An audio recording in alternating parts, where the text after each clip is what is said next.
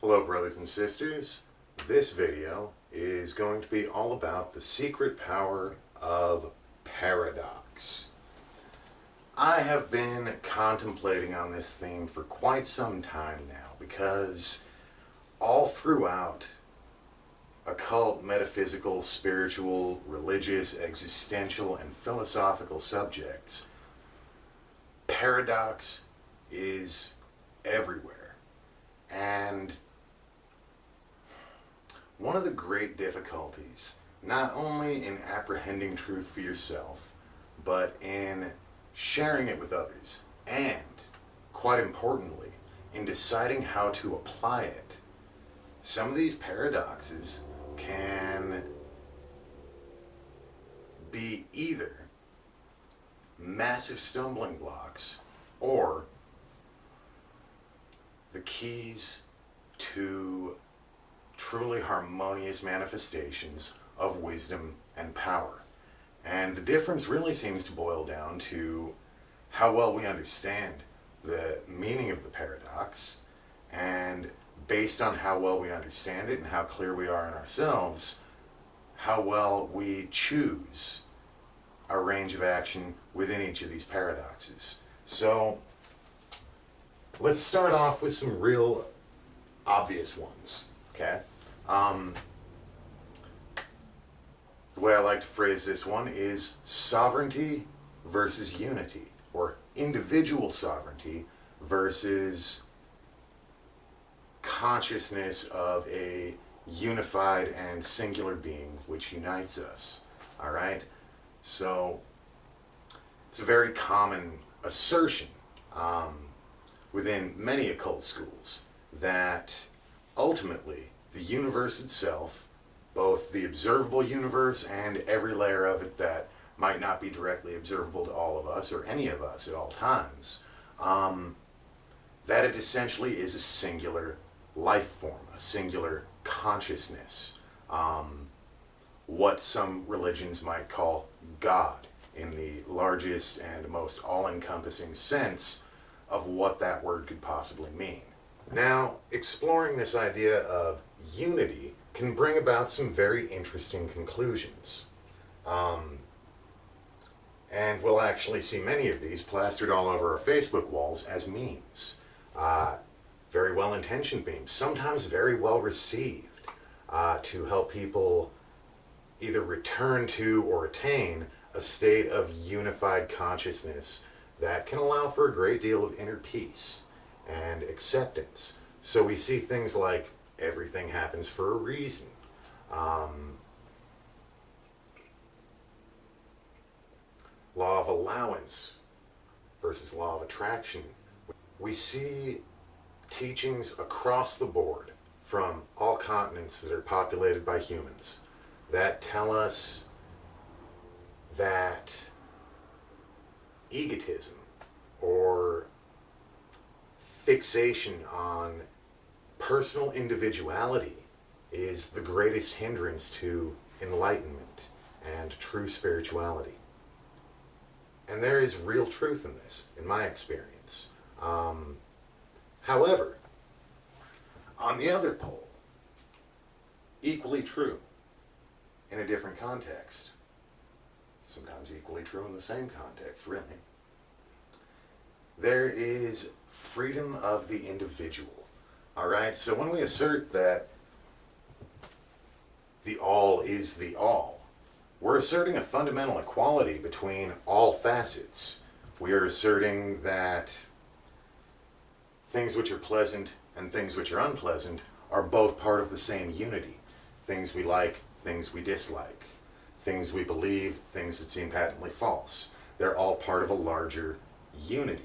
So within that larger unity, each individual has, at least theoretically, unlimited freedom. This all sounds great until two individuals, two or more individuals, within this whole unified being are at odds with one another, or two ideas are at odds with one another, opposition. One would think that if conscious unity were to be achieved, that all dispute would be inherently and immediately resolved.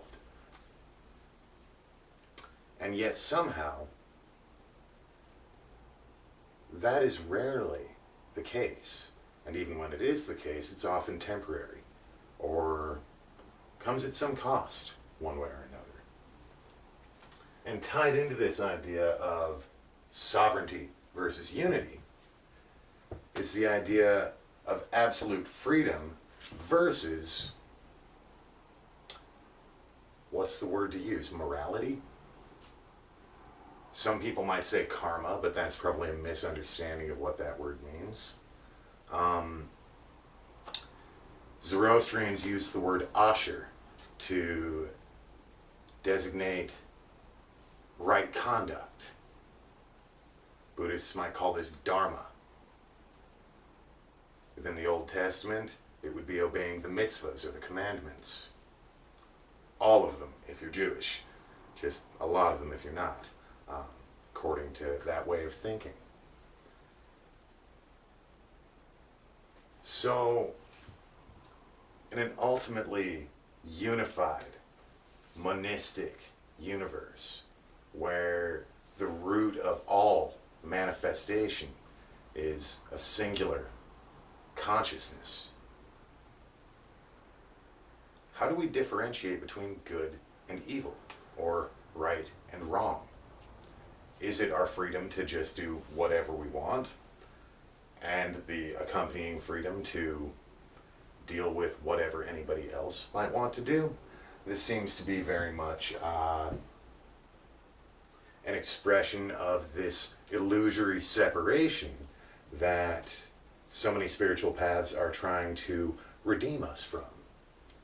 In any case, I'm not going to eat up the entire video going on about this one rather abstract paradox.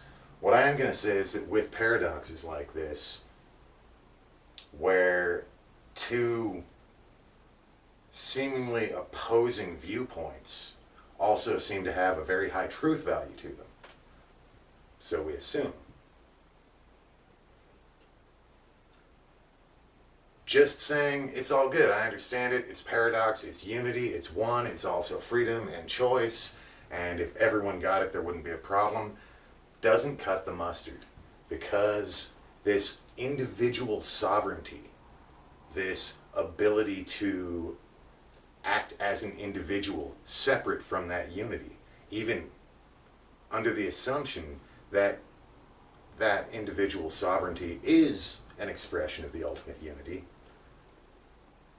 for that sovereignty to have any meaning, we have to make choices. We have to choose what role we intend to fill, what we intend to create, what we will or will not accept. And so,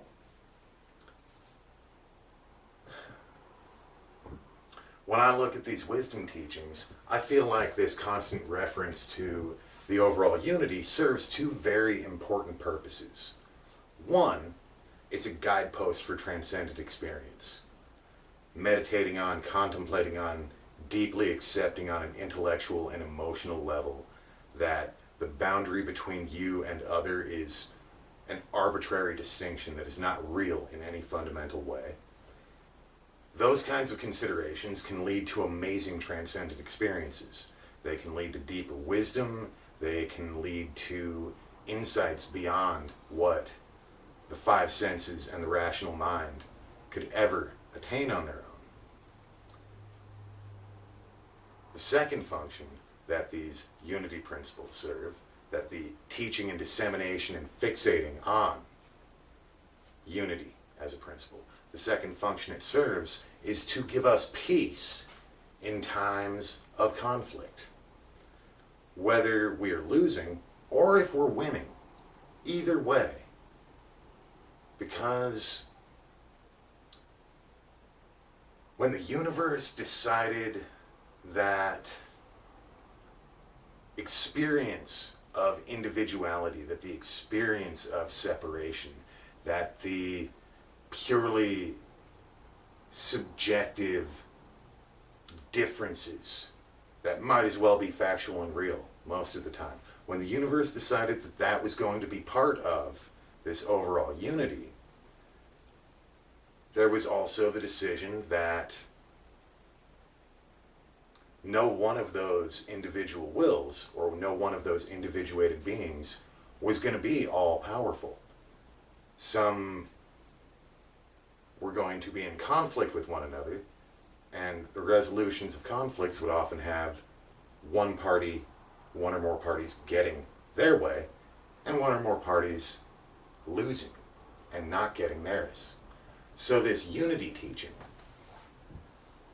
beyond just being an abstract, also serves to give us deep comfort in realizing that whether we won and got our way and might feel some remorse for the suffering of those who lost, or whether we lost and are trying to find it in ourselves to accept defeat without any hatred for the victor, maintaining the understanding of the fact that this separated level of reality is a tiny fragment and not the fundamentally real basis of anything, gives us the ability to remember that this life is something of a game.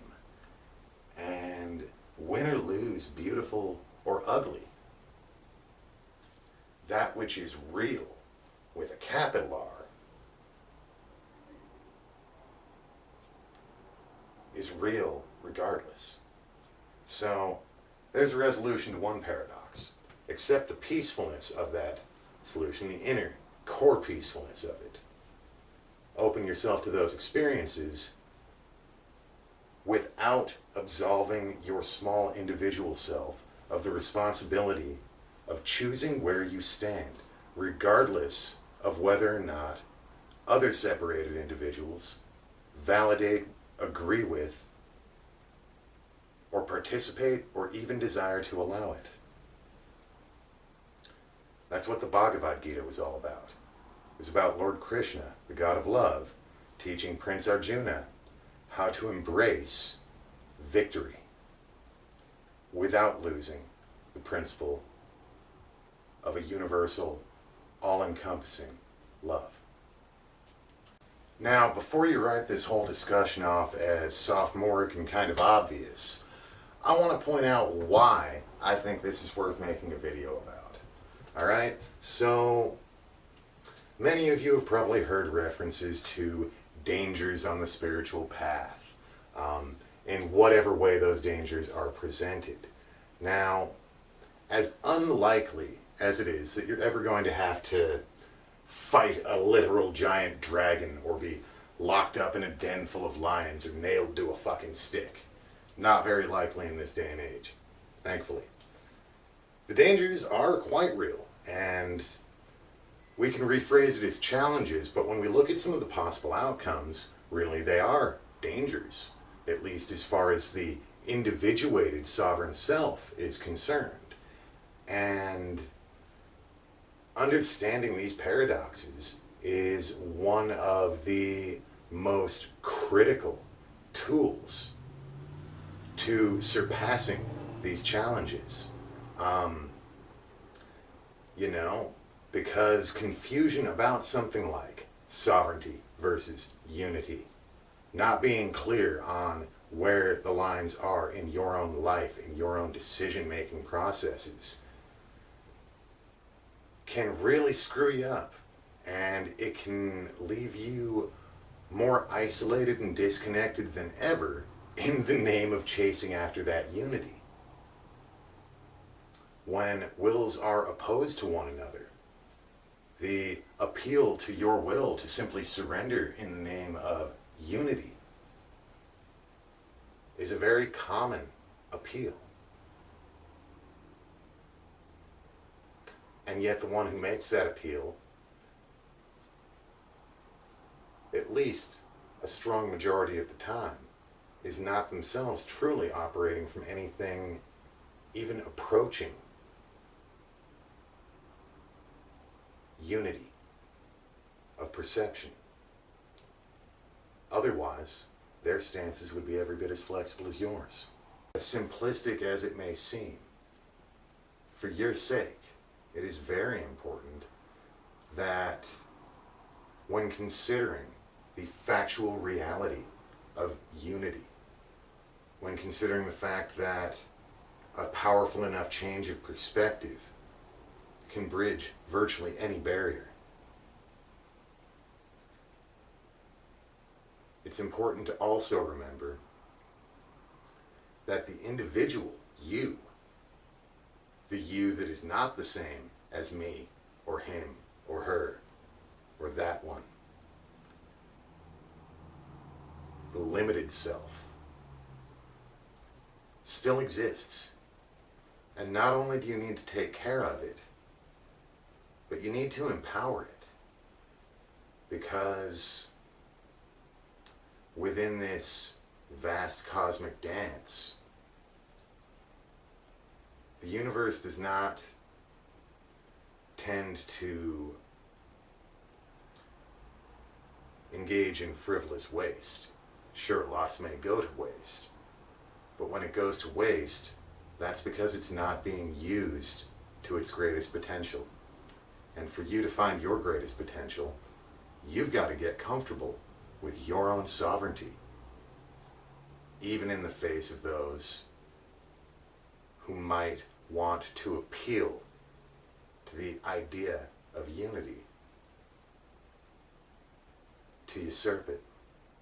If you're not the one making the choice of where to draw that line, then someone else is going to make that choice for you. And if you and the creative power of the entire universe are at all the same, then you have every right to be the one deciding when, where, how, and to what extent you will draw the line between the universe that is under your sovereign control and the universe that you surrender to the greater good, and how to get those pieces to line up. Now, in that momentary blip that we like to call a jump cut, this cup of coffee just magically appeared on the table. That leads into another very interesting paradox, and that is the connection between mind-body unity versus spiritual sovereignty.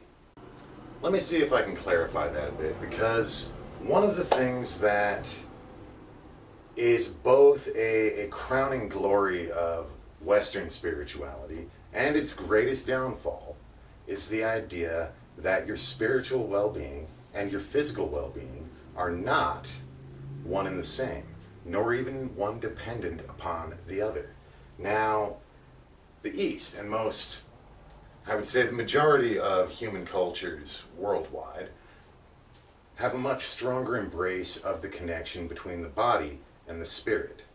A lot more assertion that taking care of our physical health, making conscientious dietary decisions both for the greater good as well as for the individual good. Many traditions, ancient and modern, state that that is an absolute requirement for spiritual awakening, spiritual power, wisdom. And yet here I am, drinking coffee.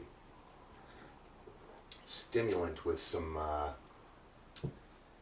congealed milk fat from the udders of a cow in it, and some granulated sugar. If those traditions are right, habitually making a choice like that should have me locked into the densest layers of consciousness imaginable for a human being. Truth is, though, no such thing is the case.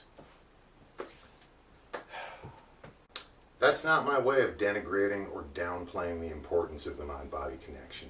It's also not my way of downplaying or degrading the importance of ethical buying decisions.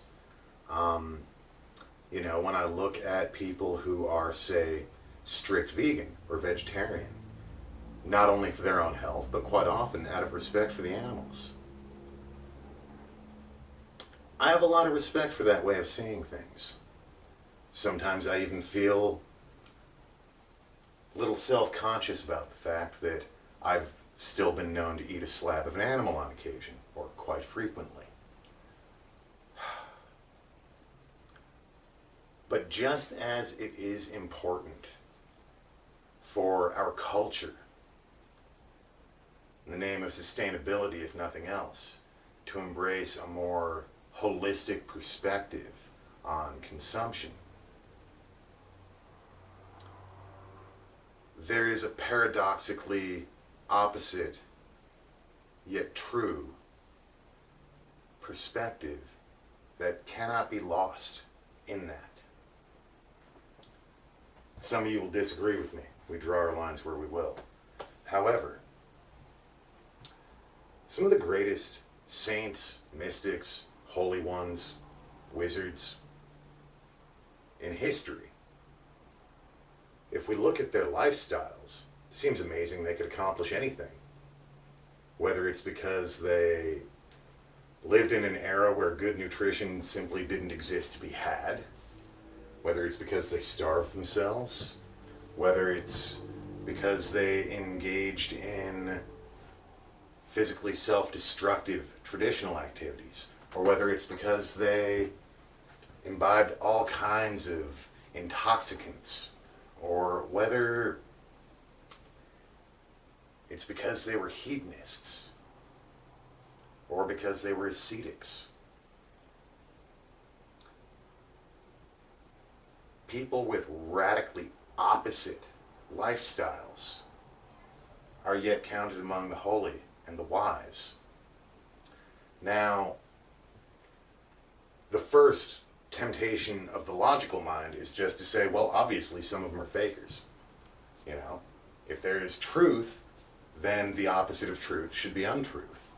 But that's one of those things where sometimes the opposite of a great truth is another great truth. And in our world, where people find themselves in so many different circumstances, it is mind-boggling. Where sometimes people whose lifestyles don't seem like they could support anything even approaching a spiritual frame of mind need that spirituality the most, because it might very well be one of the only tools they can possibly get their hands on to accomplish change. So, and it seems quite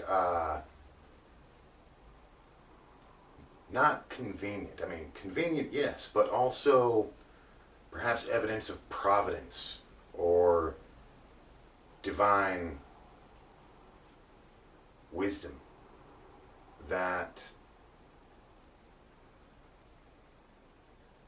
spiritual awakening, magical awakening, mystical power, insight, conscious immortality, these things do not depend on the status of our physical health. The kind of harsh dogma that can lead people to be in a state of perpetual self-esteem crisis, that can lead people to a state of extreme rigidity in which any deviation from the prescribed forms is a soul-shattering experience. When I see this, I know that's not what it's about. I know that the urge to a more pure way of life is intended for the good, and that biochemical changes do make certain shifts in consciousness easier. They do, including the biochemical changes of being well hydrated and less caffeinated.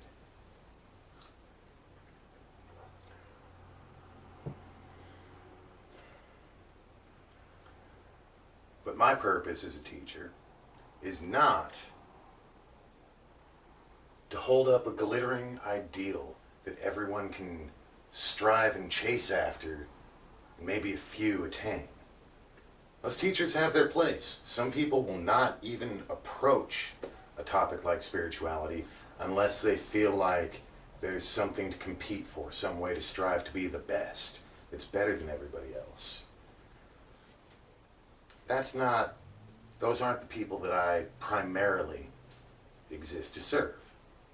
I exist to serve the people who know that it's there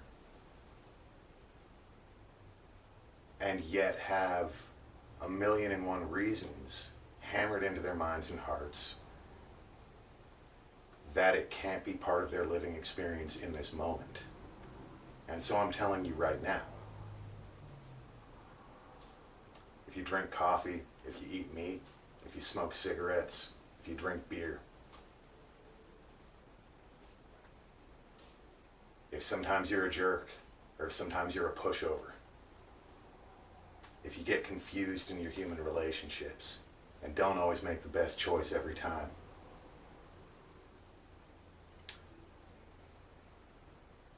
the source of all life and creation is inside you right now. It is permeating every fiber of your being. And all of those aforementioned things are not preventing you from having the entirety of that awareness right now. There are only two things that are going to hold you back from it.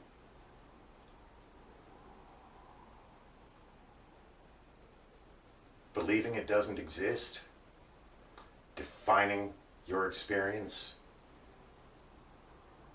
by that not being part of it, treating it as a fact of reality. That'll cripple most people's spiritual perceptions. The other thing is if you don't think you're worthy. So, while by and large I urge everyone, raise your standards, See if you can live by a more positive way today than you did yesterday. And for tomorrow, be better than you are today. In this world of difference, of phenomenal reality. Always strive to be getting better in that sense. But never, ever, ever let any facet of this game or your performance within it fool you into believing the lie that you are anything other than an expression of the highest power, creativity, genius, and unconditional love.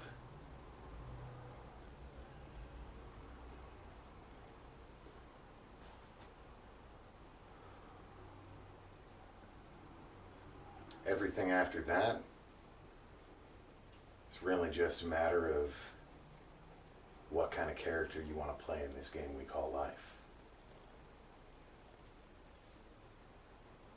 But worry about the being alive part first, and then choose your character from there.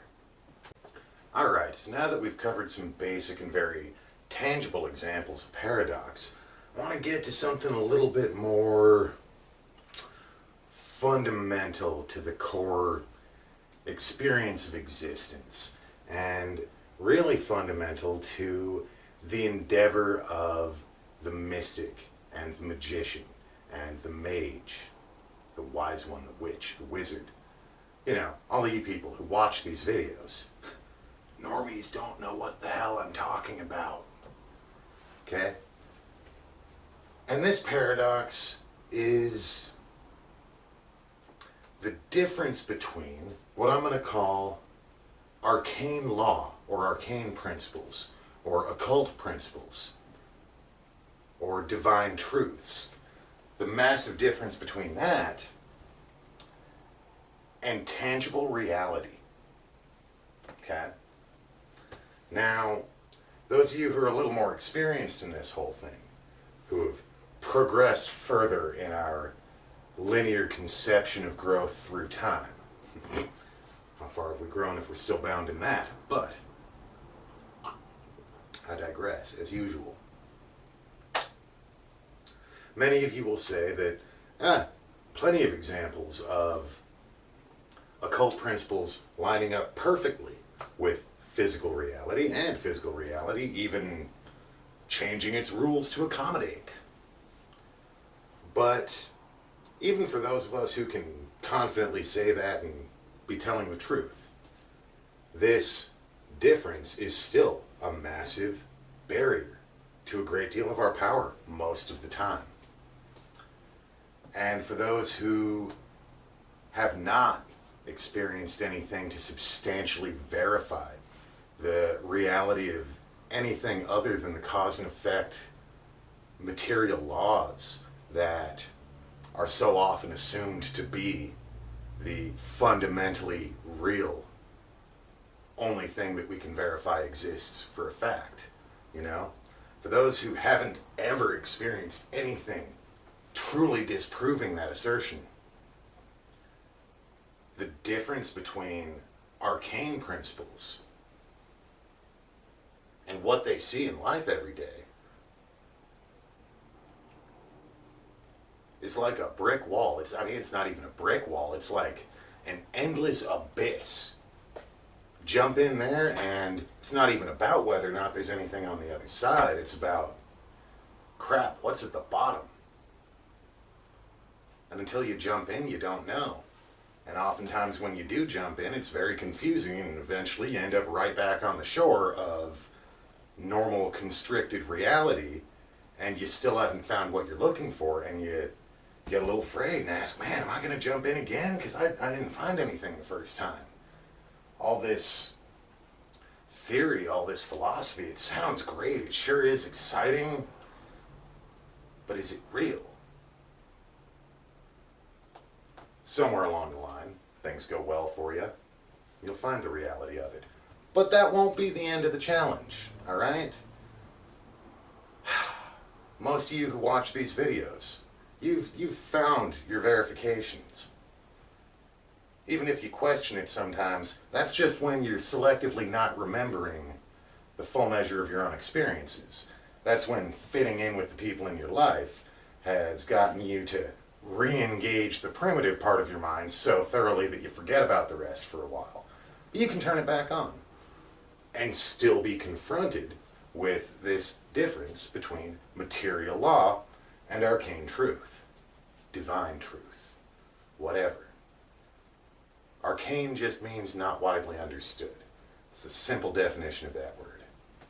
So, to start tackling this very difficult and multifaceted paradox, I think it helps to come up with some kind of idea of why this paradox would exist in the first place. Now, does Indigo Speaker know what the hell he's talking about? That's a paradox because yes and no. I understand exactly what I'm saying to you and why. Does that mean that I have the ultimate conclusion of what truth is within the universe? I guess the bigger question is whether this lump of meat is able to articulate it into these grunting syllables we call a language well enough to come anywhere close to the approximation of truth. So in that sense, no. None of us know what the hell we're talking about. But we make solid efforts. We get closer every time. So, why is there this difference between physical reality, laws of nature, and these arcane principles that, if true, lead us beyond the limits of imagination in true factual experience? I'm going to put it in a narrative context. I'm not saying this narrative context is universally true, but if it resonates and it allows you to make sense of the whole thing, feel free to entertain it as more than just a frivolous little story. So, I like the idea that this physical reality of ours, Earth, incarnate living, is kind of like a classroom within a school. You see, because while we each may and certainly seem to be expressions of the ultimate source, we're small expressions, you know? Just because a cell in the tip of my fingernail is part of me does not mean that that cell in the tip of my fingernail gets to take credit for what the rest of the body does, much less the mind. So, we are small beings in the grand scheme of things. We are the greatest of us. Those who are so far beyond me, they make me feel minuscule just by being what they are. They are tiny in the grand scheme of things. So, I like to think of us as being in this sort of school that carries on over many lifetimes and between many lifetimes, and that entering into this limited dimension of reality serves many purposes simultaneously. One, puts us under a lot of stress.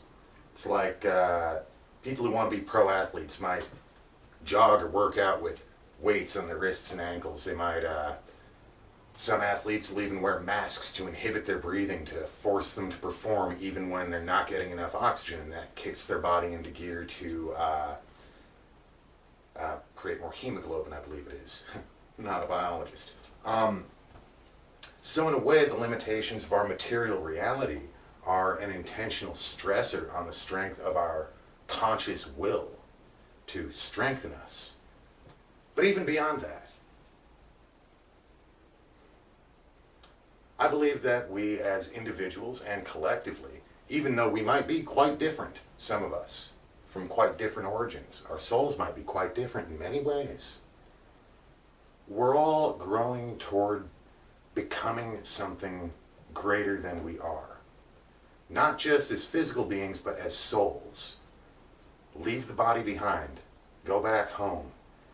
In that reality, we are still growing to become something far greater than we are. And in addressing that whole earlier paradox of unity versus individual sovereignty, spending entire lives in this dimension where, by and large, our thoughts do not manifest very strongly. It takes a huge degree of concentration to get your thoughts to manifest at all, which is a pain in the ass, but it's also a blessing. Because if we are to become beings capable of changing the entire cosmos by our thoughts, and yet even in becoming that, there will still be others than ourselves.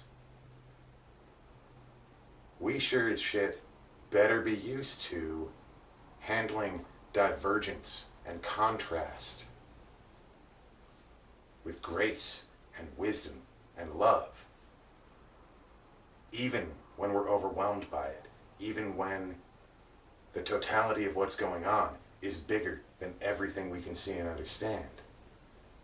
And so these puny human vessels we have, that the simple fact of entering into a human body and becoming human, shit, you lose most of your consciousness, you lose most of your memory, you lose most of your power.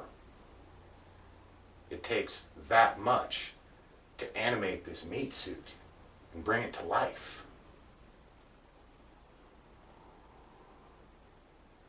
So if we can learn to be patient and loving and kind while maintaining the integrity of our willpower and operating in harmony, even when the simple actions of the other spirits wandering around in their own meat suits might be utterly baffling or infuriating or fill us with despair. we can build our souls to the point of handling all of that with grace and inspiration, then perhaps when as spiritual beings we transmute into something far vaster and far more powerful than what even our enlightened selves, our true selves, can now imagine, maybe we'll be that much more ready to handle it well. So, if that little mythology appeals to you, right on. One of my favorites. By telling that story, though, am I urging you to simply accept your limitations? Am I telling you to stop striving to transcend the laws of this reality? Absolutely not. What I am saying is that as a living, mortal, flesh and blood human being, transcending the laws of this reality, developing the spiritual will, the connectivity, the flow, and the wisdom to change the laws of this reality. Kind of like your graduation project.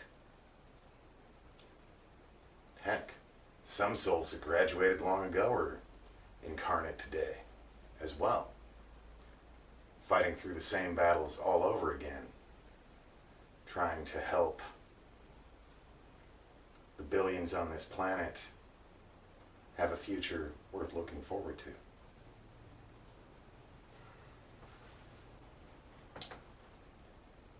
So anyway, now that we have a nice little story to explain why we experience these limitations at all, let's look at how to resolve this paradox of the undeniable difference between our material lives versus what the ancient teachings tell us is real. This involves analyzing another paradox, and that is the paradox between the idea of objectively real things outside of yourself versus the opposing theory that every objective perception is really just that, an objective perception and nothing more.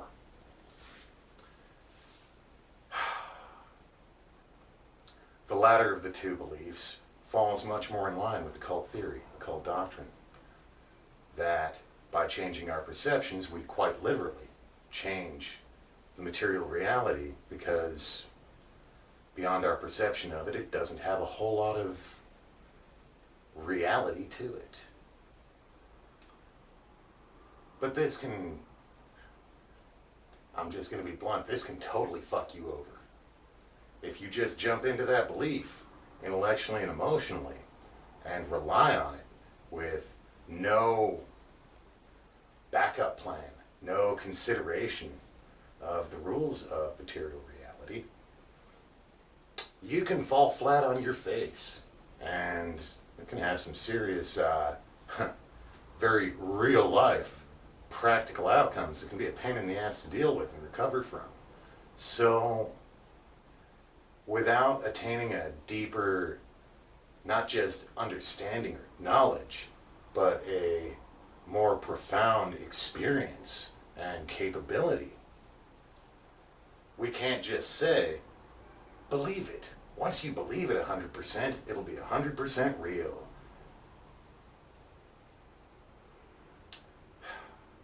So why do so many say that? Because there is a truth to it.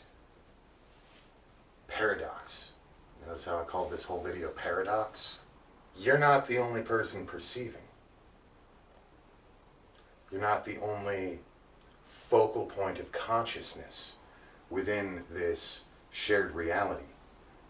Even every human being alive, and every human and every animal alive combined, does not constitute the full range of individuated consciousness points, or souls, if you will, perceivers. Does not constitute the full range of perceivers of this reality. So just as your perceptions do affect material reality, so do the perceptions of all of the others. The other people, the animals, the spiritual beings, the material objects themselves, even if their consciousness might not be concentrated and sophisticated the way ours is, fundamentally the substance is the same. So, one of the aspects of this layer of reality is that there is an inertia where things continue to behave according to the way that they have behaved in the past. Some of those behaviors are so consistent that when you mix those trends of consistent behavior with a whole bunch of people who believe, as a fundamental assertion of reality, that all material laws are ultimately 100% consistent, scientists,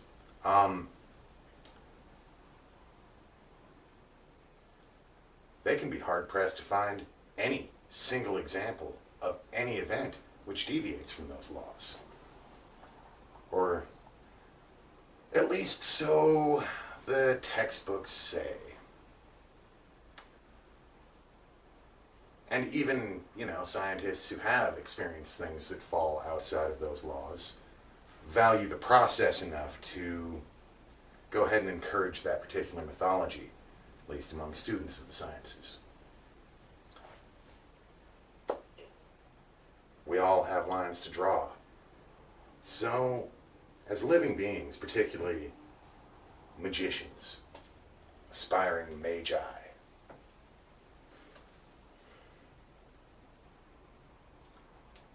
we have to dance a fine line, because in order to acquire any of these expansions, we do have to be willing to let go of constricting belief systems and liberate not only our conceptual minds and imaginations, but our hearts, our souls, our energy,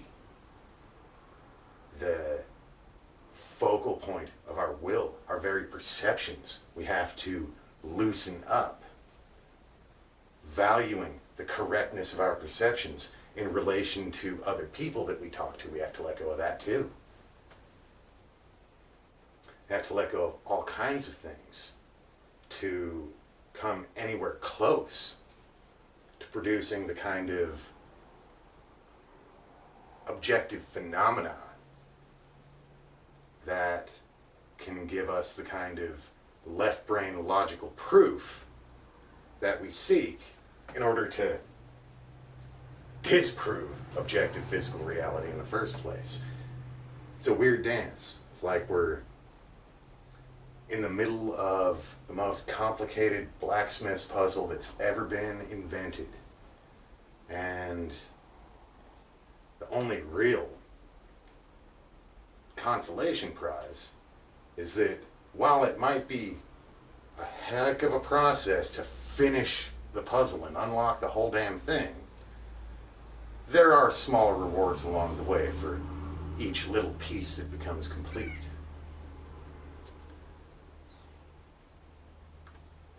Now, this fine line we have to walk, though, is that while we are doing this, we also have to maintain our mortal lives.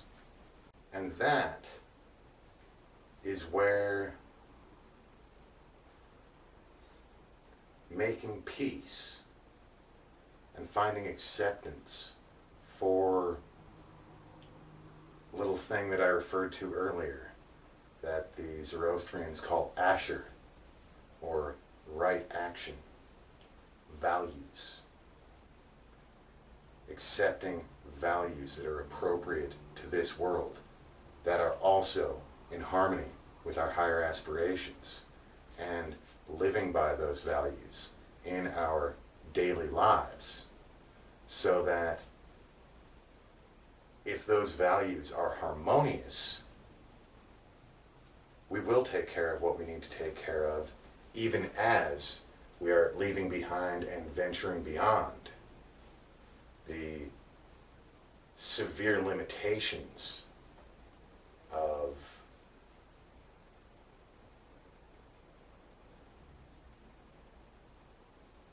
constricted and restricted belief structures.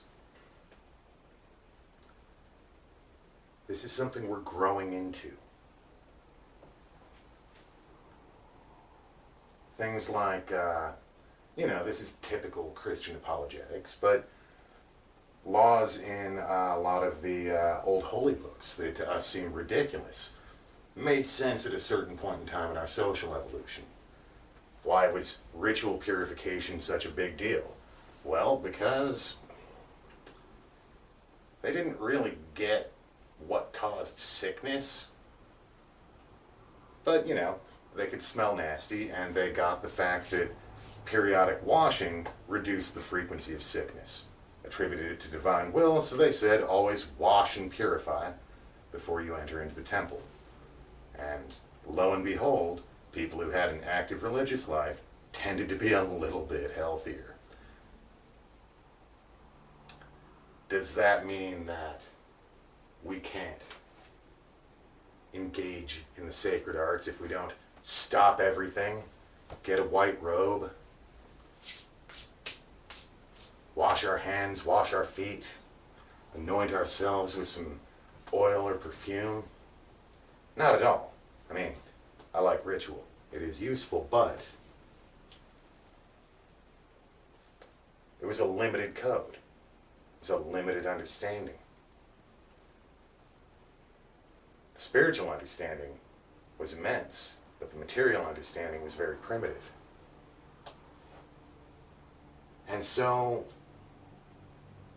when we look at who we are today and think, man, if I'm really going to accept these arcane principles as fact and attain them,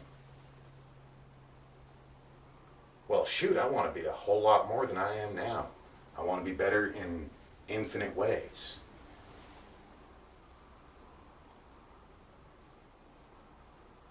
How do you let go of the things that you've been embracing in the meantime? Sometimes it might take anger. Maybe. Sometimes there might be sadness that goes with a massive change. But ultimately, the feeling should be one of hope and inspiration, and ultimately satisfaction in realizing that somewhere along the line your soul grew that much brighter, and you brought the pieces together that much more harmoniously, so that your available conscious power right now is greater than at any time it ever has been before. Don't waste your time being angry at the past. Just say thank you for whatever turned you into what you are now. Set your sights on becoming something more. But keep your values firm, and make sure that those values will protect you in case any of your experiments in consciousness don't yield the fruit you expected. You see, common sense and wisdom are not mutually exclusive. Now, originally I had intended to make this paradox video to address the question of whether or not these gods and angels and such that we talk about have any objective reality outside of our belief in them. That was kind of the inspiration to start talking about paradox in the first place. But I think that what's made it on film is best presented on its own merit, which means that one is going to have to wait for another day. Much love and many blessings, brothers, sisters, and anyone else who's watching. Until next time.